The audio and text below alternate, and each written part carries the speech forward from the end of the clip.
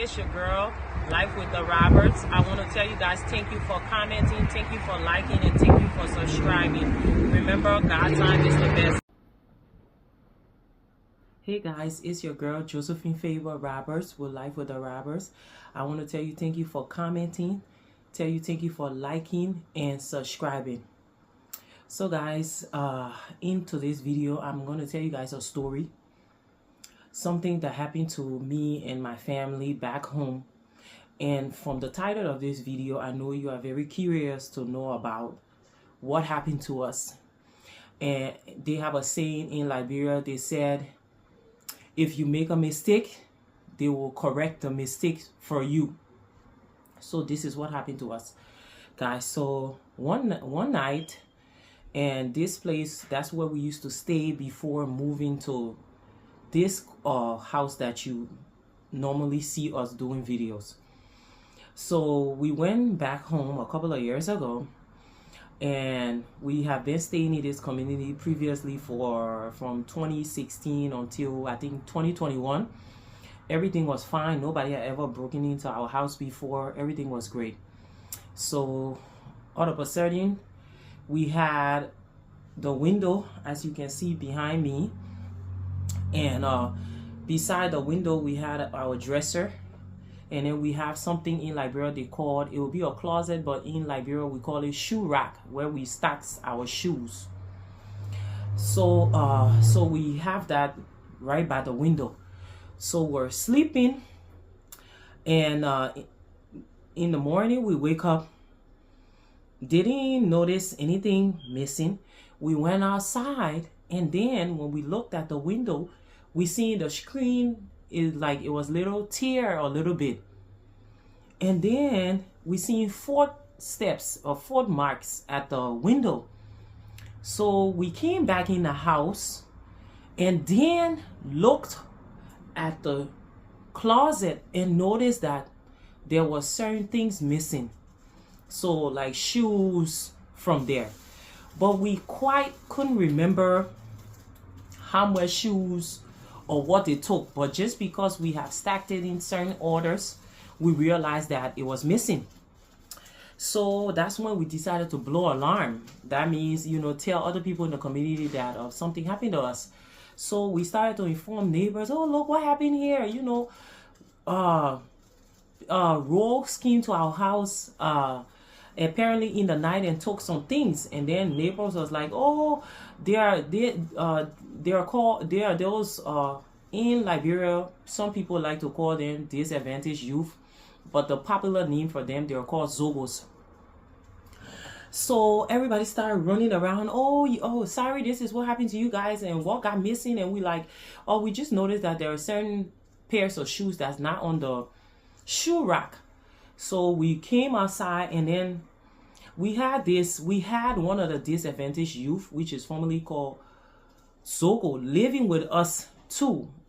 He used to sleep on our porch. So he's like, oh, boss lady and boss man, if these things got missing, I know where they will normally take it. And at that time, just coming from the state, and this thing is happening to us for the first time, I'm like, huh? You will know? He's like, yes, I will know where to take it, so you guys follow me. By this time is me, my husband, some other families and friends in the neighborhood. So we're following him. He's taking us to the ghetto, where I guess when they steal stuff, they take it, even though he said he wasn't part of whatever happened in the house. And I believe him, because like I said, this is not the first time he was with us for almost like 5 to 6 years. So we're walking, passing through houses to houses, going to whatever place he said that people take things normally. When they steal it, that's where they take it. So we're walking, passing between houses to houses. We get there, to this place. It's a beach, and there is this little hut, and we see this small boy. Well, not small, maybe at that time, maybe he was late 20 something or early 30s. He's sitting there. There is about maybe 3 or 4 girls. Some are braiding his hair, some are scratching his back, Some are cutting his toenails, and then they have some other guys around. So of course, because this guy brought us there, the guy that's sitting down, he's like, oh, 5-star, I brought these people to you. And the guys, he's like, for what? And my Zogo now told him, oh, there's some guys that came to our area last night and stole some things from our area. And I told them where normally people bring stuff, so I brought them to you. And by that time, this guy is the 5-star. He's just like one of those American gangsters. He's sitting down, like I said, they're cutting his toes, nails, massaging his back, braiding his hair. He's like, oh, where did this thing occur? So we call the area. And he's like, oh, I will ask around with my guys. And in my mind, I'm like, okay, so you just sit here on this beach, send people to go around and steal and then bring stuff to you? He's like, oh, I'll ask around to my guys, but what are the items you guys are missing? And then we're like, oh, maybe it's maybe 4 pairs of shoes or 5 pairs of shoes. And then he's like, which area again? And then we say, oh, 24th Street, Cinco. Then he's like, okay, you guys go. I will ask around and then I'll call you guys back. So we're walking away. And my husband is like, this is the guy they call the 5-star. And my Zogo is like, oh yes, he's the 5-star. Don't see him like that. He's not a small guy.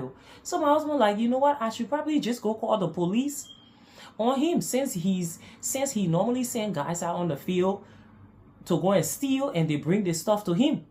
And then my Zogo's like, no, those people, they're even friendly with the police. So if you even call the police won't do nothing about him. So to make long story short, we went home. After 2 or 3 hours, we came back. He called us. We came back and he's like, how many pairs of shoes you guys said was missing again? And then we're like, oh, 4 or 5. He's like, no, you guys are making mistakes. And I'm like, what? He's like, no, it's not 4 or 5 pairs. It's actually 6 or 7. I said, really? He's like, then he starts to describe the footwear, the shoes. He's describing everything. And exactly as we told him it was missing, that's exactly what he described and brought back to us. So he's like, but I'm going to give you these shoes, give you guys your things back, but you guys need to pay $35. By that time, my husband is like, oh my God, I should probably just grab him and beat him up. But you can't. He have all these guys around him. Remember now, he's the 5-star in that community. And everybody that lived in Liberia know that every community have a Zogo camp. And that camp where they have disadvantaged youth, they all have their generals in different rank. So my husband's like, he said, if y'all want these things, then back. And mind you, these are brand new shoes we just put on the rack. Some of them was locks, boots, different kind of things. So he's like, oh, y'all give me $35. So however, we give him the money. And then he's like, okay, I'll give this. Y'all can just go. Because I guess he didn't want us to see where he's taking these things from. He's like, y'all can just go. And then send somebody here. And then I will. So he's like, you guys can just go home and then send somebody here. I'll give you guys your things back. So we left. And he called. Apparently his wife called. His wife called us and said, oh, the 5-star say you can send somebody to come get your things there now. Mind you, he have a wife and everything. So we sent the person there. They went and brought all our 7 pairs of shoes back to the house. So when they brought it back, I had a talk in the community. I said, but this thing, is it natural? Because if somebody steals something from you, you're supposed to go to the police and report. But you guys are telling us that whenever somebody steals from you in this community, what you do is you go to the camp where they have all these disadvantaged youth, and then you inquire about your things, and then you actually give them money and then they give you back your things? They say yes. So there's nothing you can do about these people. They're highly connected. They have friends in the police. They have friends to this so and so place. So there's nothing you can really do. So however, we got our stuff back from them. We brought it back after 1 or 2, maybe just after 1 week. We didn't put it on the same place it was. They actually came back to our house, to the window, because this house wasn't in a fence, you know. So of course it's like we were between sleep and wake, and we seen the person hands coming inside and was like, don't worry, we're not stupid anymore, nothing over there. And he said, then that's where he said this phrase that I said in the beginning of the video: okay, you guys learn your mistake, because if you didn't learn your mistake, we'll correct your mistake for you.